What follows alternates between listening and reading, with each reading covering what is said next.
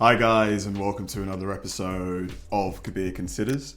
In this video, I'm going to react to two female cops getting fired after doing something. Like, the thing has not been revealed in the title. I guess it's a surprise in the video. This is another video from Audit the Audit. Love the guy's channels. He does kind of like police sort of breakdown videos. And I can't imagine what they must have done. Like, it must have been, for you to get an immediate dismissal, because typically, officers, when it comes to misconduct, they have like a system of warnings, I think. They get, I think it's 2 chances or something, and then they get like a serious, review, and then they can get fired. Whereas this must have been pretty bad for you to get an instant firing. I'm eager to find out what happened here. Let's do it. All right, let's go.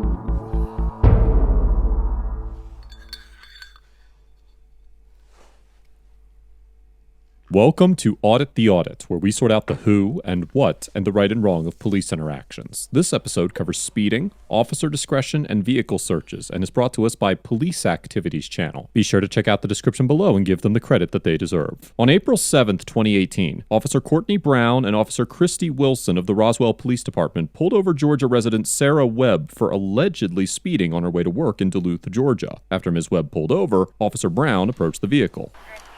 Stay in the car. Sorry, my window doesn't hold. Off to Brown Roswell Police Department. You know how fast you were just going, ma'am? I'm so sorry, I'm late for work. So you could go over 80 miles per hour on 92? No, ma'am. You have your driver's license and your insurance card?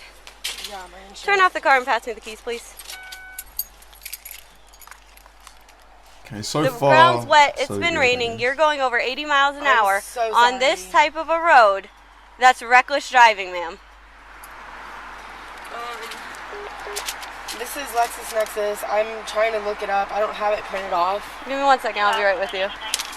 In America, do you need to have your insurance card with you at all times in your insurance information? Here, I don't think that's the case, really. Go for it. I'm not sure, though, to be fair. Hey. She was going like almost 90 down 92. Oh, wow, 90? She flew past me. I had to get up to 90 to catch her. Yeah, that's dangerous, to be fair. My Very CAD's not dangerous. working. Is yours? Would you do? I checked. Can you see Especially if, in the rain. Can you check the tag too? I'm gonna have to restart this and see what the deal is. Make me skid around and I'm gonna take her probably for reckless. Okay. She flew past me going probably 80, 85 on 92 in the wet road. She said she's running late for work. I had to get up to 90 to catch her. What's the speed limit on 92? Like, is it a highway? Is it just a regular road? Like, how much over the limit was she, over the speed limit? Because they haven't said that. What do you think? I don't have any speed detections at the same time, but Here, Officer Brown admits So she actually doesn't know how quickly she was.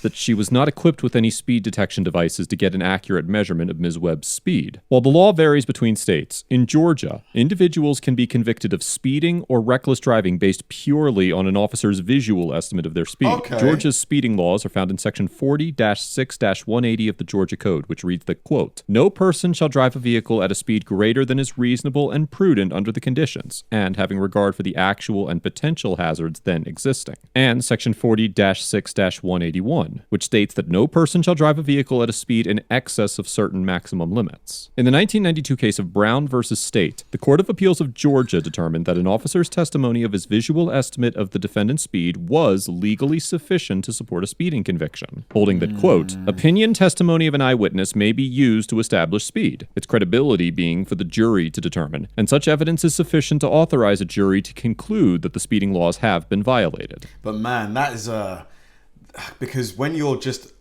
allowing an officer to basically say, "Oh, I think he was speeding," you're hoping that officer is going to remain unbiased.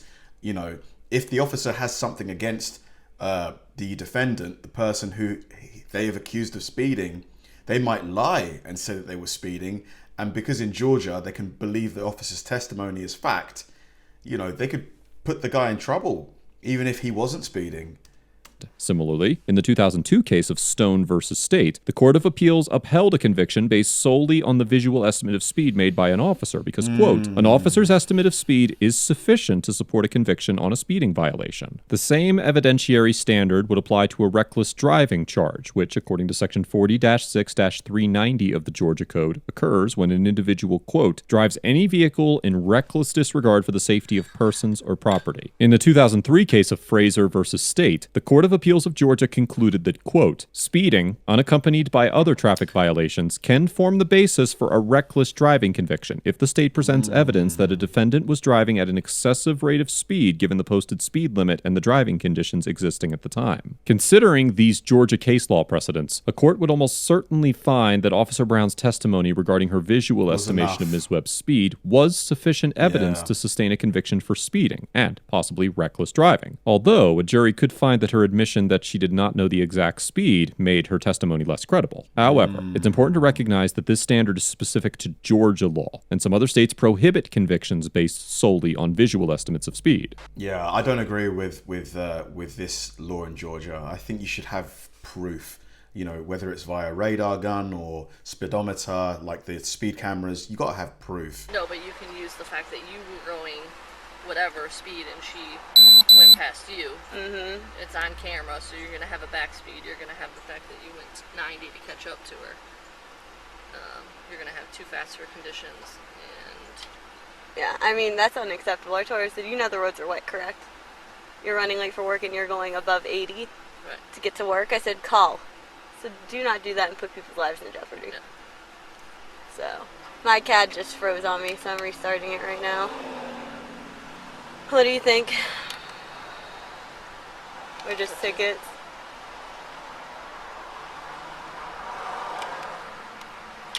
I mean, Answer or Ross will answer.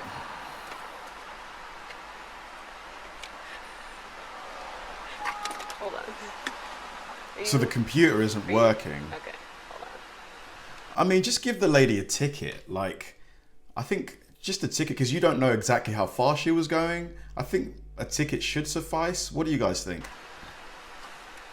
Because she might have only been doing like 75. Thank you. But I don't know if that's over the speed limit on this road. Sorry, she did it. Unavailable. My CAD's not working.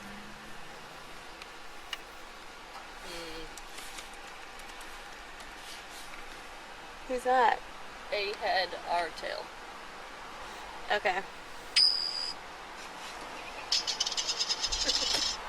Off camera, Officer Wilson pulls up a coin flip app on her phone and states, quote, A head, R tail, meaning that if the coin lands on heads, then Ms. Webb should be arrested. But if the coin lands on tails, she should be released. Oh my god. Really?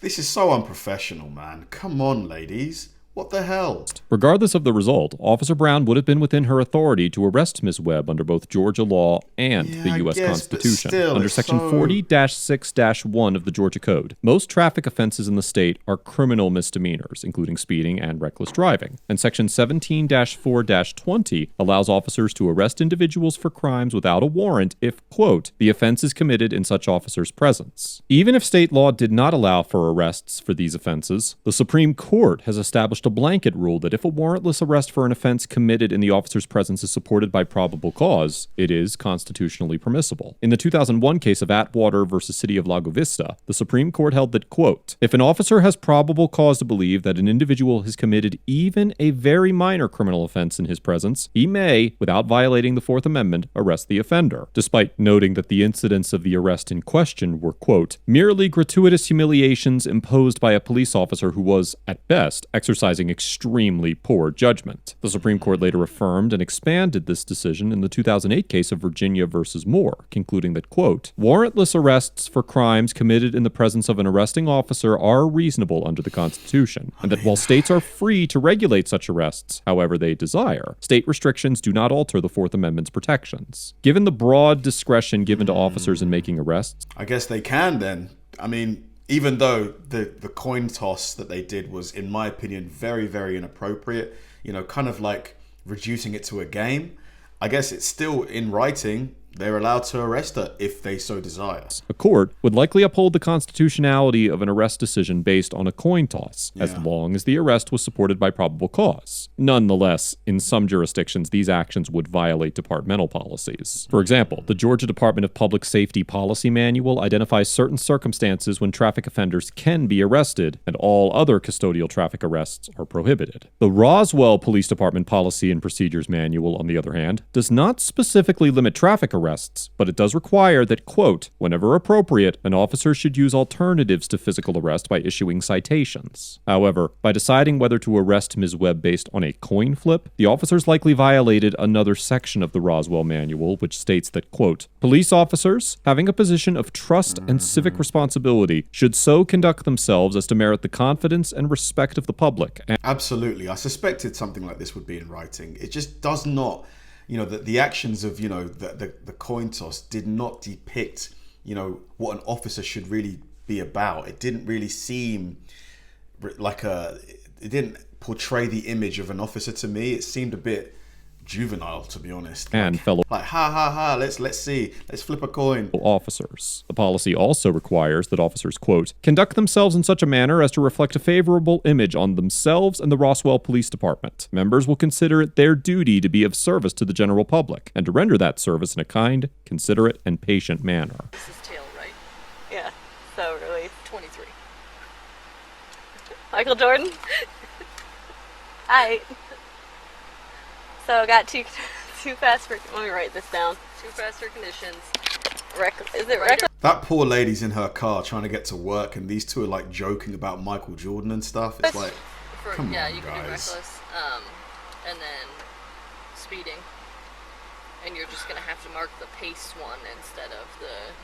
I mean, And then either way, the speed limit here is what, 45? Yeah. 45. She was Okay. going way. Okay. I mean, Even if she was doing 75, fair enough. She's almost double the limit. Fair enough. Fair enough. To be fair. because I haven't done one like speeding like that, so that's why I'm 75 and a unsure. 45. Vehicle stop, Come and on. then it's going to ask you for moving or not moving, and you're going to do moving. Can you help me do these dang tickets? My CAD won't even log me in. Sorry. All right, I'm Okay, gonna there's go. other Yeah, officers that's there not on the okay. scene. Yeah.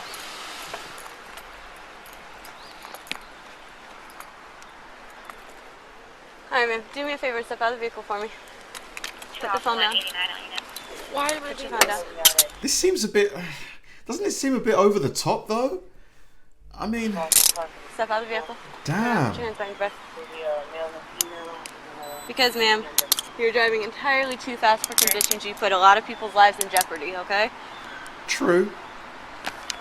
But still, arrest? Double locking these so that they don't tighten on you. Do me a favor and step in front of my vehicle, ma'am. Oh, is she crying? Step in front of my patrol vehicle. Do you have anything? Do you have anything? Do you have anything in your pockets? Do you have anything on you that poke, stick, or stab me?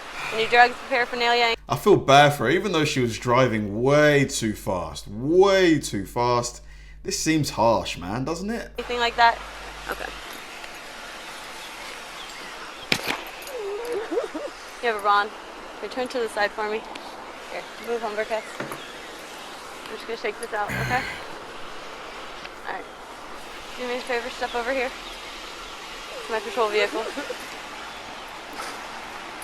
Damn. Have a seat for me.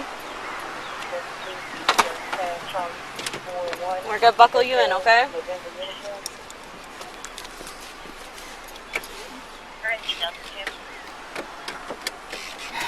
I mean, you shouldn't be going that fast, to be fair. You know, she could have killed someone. RDR 390R. Alpha 1 in custody.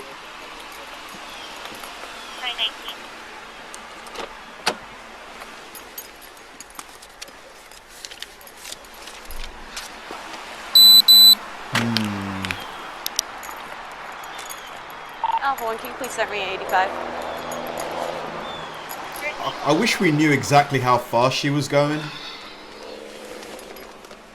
Here, Officer Brown begins searching Ms. Webb's vehicle. While officers cannot search an individual's vehicle based solely on a traffic violation, there are many instances where officers may conduct warrantless searches of vehicles. First, it's essential to remember that officers can always search a vehicle with its owner's consent, and they do not need probable cause to request permission to search. As the Supreme Court first held in the 1925 case of But they didn't get consent from the lady.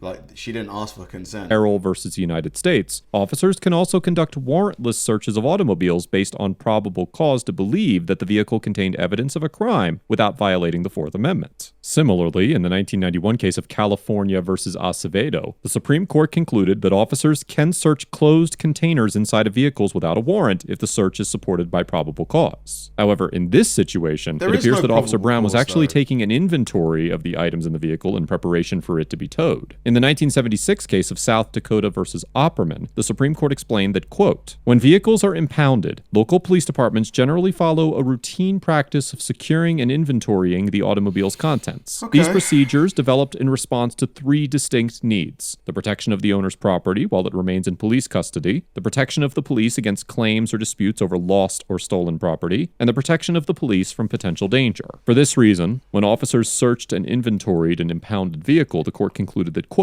in following standard police procedures prevailing throughout the country and approved by the overwhelming majority of courts, the conduct of the police was not unreasonable under the Fourth Amendment. Here, the Roswell Police Department Policy and Procedures Manual mandates that, quote, members of this department will inventory and document the contents of every vehicle being impounded. Because Officer Brown appeared to be complying with this policy when searching Ms. Webb's vehicle, a court would probably conclude that this search was constitutional. You can take your phone with you. I'm waiting to see, like, because why were they fired? They must have done something, like, really bad. Now your makeup bags and all that. Is it okay to leave those in the car? You can make a phone call, but that's all you can do. If you want to call them, you're allowed to call them, but... Okay. Give me 1 second, I'll let you call them, okay? Oh, man, it's crazy how one mistake can, you know, really mess up your day. Where does he... This might really ruin, like, her, because she can't turn up to work now. You know, her employer might, you know, really get annoyed. Where does he live?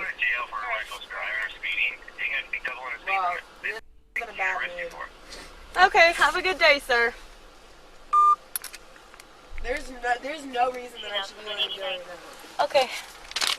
Ms. Webb was arrested and charged with going too fast for conditions and reckless driving, but the charges were later dropped. On July 18, 2018, Roswell Police Chief Rusty Grant denounced the officer's behavior in a video statement posted on Facebook and stated that the department was conducting a, quote, top-down assessment of the department and bringing in an outside consultant to perform an audit. On July 26, 2018, Officer Brown and Officer Wilson were both fired after the internal investigation was completed. Overall, Officer Brown and Officer Wilson get an F for exercising poor discretion by choosing to arrest Miss Webb instead of citing her for speeding. Yeah, it was way too much. It was way over the top. Violating several aspects of departmental policy and general policing standards, and for demonstrating poor character and an overall questionable ethical aptitude. There is no doubt that a majority of Officer Brown's conduct was lawful. However, it could certainly be argued that while Officer Brown's actions didn't necessarily violate the law, there are serious ethical questions to be raised about hinging the decision to arrest someone on the flip of a coin. Yeah, a large part of absolutely. police work is making the most reasonable and ethical decision possible within the bounds of an officer's authority. Most officers are required to take the law enforcement oath of honor along with their oaths to the federal and state constitution. The oath of honor explicitly promotes accountability and maintaining high ethical standards. And officers who neglect to consider the ethicality of their decisions are essentially betraying this oath and failing to fulfill half of their job description. Officer Brown and Officer Wilson demonstrated behavior that trivialized the social and financial impact of being arrested and diminished the department's relationship with its community. And I commend the Roswell Police Department for taking the appropriate action to address their officers' misconduct. I agree. As for Ms. Webb, I cannot rightfully issue a grade to an individual who had no control over the dynamics or outcome of this interaction at any point. But I guess she did sort of remain, you know,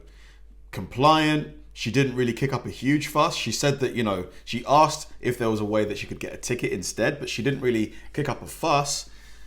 You know, I'd give her a C. When Officer Brown initially approached Ms. Webb and informed her that she was traveling over 80 miles per hour, it seemed to genuinely shock her. and Officer Brown later admitted that she didn't really know how fast Ms. Webb was going. This brings the entire stop into question, and there is an argument to be made that no verifiable evidence exists to show that this stop was initiated on a lawful basis. Absolutely. Ultimately, all the charges against Ms. Webb were dropped, and although she was visibly upset in the body camera footage, her ability to remain calm and compliant likely contributed to her charges being dismissed. Probably. I commend Ms. Webb for carrying herself well throughout the interaction and for following up the encounter with the proper channel of complaint. Let us know if there's an interaction or legal topic you would... Yeah, man, I have to agree that the police station, the unit, the police department, did a really good job of holding those two officers to account.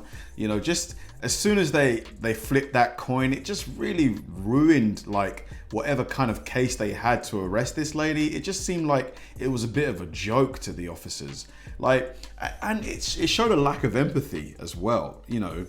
First of all, you've got no idea how quickly this lady was going. She could have quite easily been... She was probably doing over the 45-mile-an-hour speed limit, probably.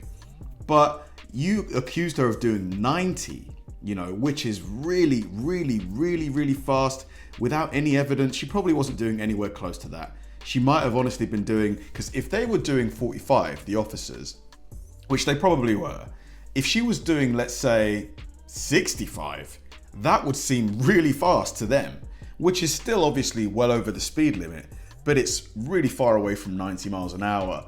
And, and I think if it was provable that she was doing, let's say 60 or 65, obviously I'm not really aware of the law in Georgia, but it seems like a ticket would have been, suffice in that situation. Like, I think they were just way over the top, way too flippant in the in the manner of the arrest and the laughing and the joking. It just didn't really seem appropriate of officers. Let me know what you guys' thoughts are. Thanks for watching, guys, and I'll see you in the next one.